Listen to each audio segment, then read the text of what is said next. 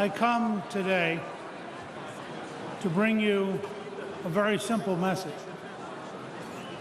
Iran must be free.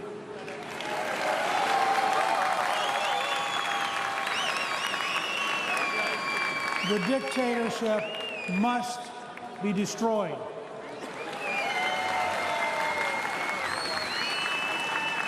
Containment is appeasement, and appeasement is surrender. The only practical goal is to support a movement to free Iran.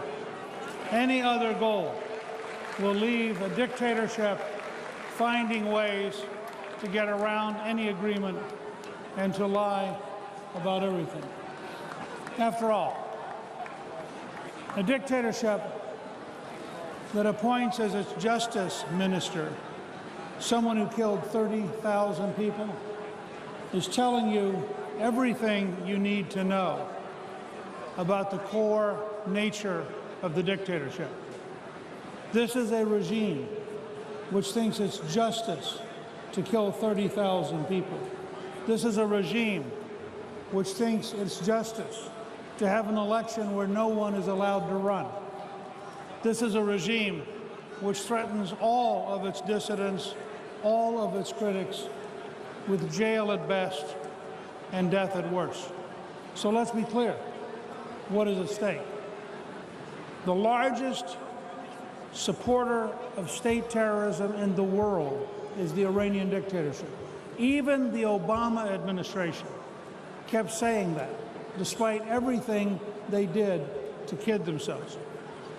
I think it's fair to say that the Trump administration has much fewer illusions about the nature of the Iranian dictatorship. And I believe that the commitment to take steps to help you, help all free people everywhere, will be clear in this administration, and the pressures will grow every single year in the direction of supporting 1,000 Ashraf so that we have a network of freedom prepared to take over from a dictatorship of death.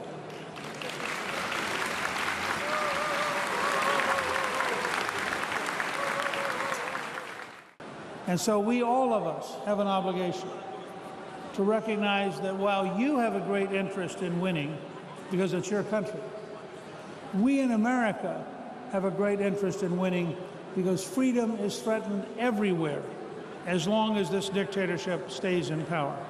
And so we are allies just as much as Washington and Lafayette. We are committed to the same side. And I'm here with my fellow Americans to pledge to you that we are going to take the story of a justice minister who kills 30,000 people. We're going to take the story of the continued support of state terrorism. And we're going to take the story of the hope that is embodied in the 1,000 Ashraf strategy and the potential that the next time that there is popular dissent, it will be across the whole country, it will be organized, and that at that point, unlike what happened last time when the American government shamefully did nothing, at that point, the Trump administration needs to be prepared and leaning forward and ready to do everything it can to help freedom win and dictatorship lose in the great struggle that is underway in Iran.